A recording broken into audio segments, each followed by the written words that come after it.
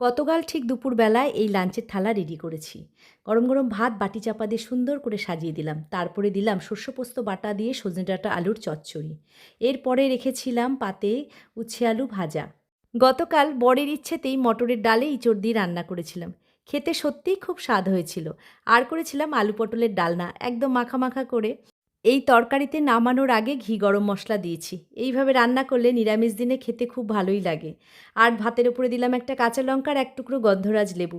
ডালের সাথে খাবার জন্য রেখেছিলাম পাঁপড় ভাজা। গরম পড়ে গেছে আর আমি ঘরে কিন্তু রোজই টক দই পাতি। সেই ঘরে পাতা টক দই বাটিতে করে তুলে থালায় রাখলাম। এই সময় টক দই খাওয়াটাও শরীরের জন্য অনেক উপকার। এইভাবে গতকাল সোমবারের নিরামিষ লাঞ্চের থালাটা রেডি করেছিলাম বড়মশাইয়ের জন্য। তাকে সাজিয়ে গুছিয়ে টেবিলে খেতে দিয়েছিলাম। তোমাদের কেমন লাগলো জানিও। ভালো লাগলে লাইক, কমেন্ট, শেয়ার, সাবস্ক্রাইব করো। আসবো আবার নতুন লাঞ্চের থালা সাজিয়ে নিয়ে। ততক্ষণের জন্য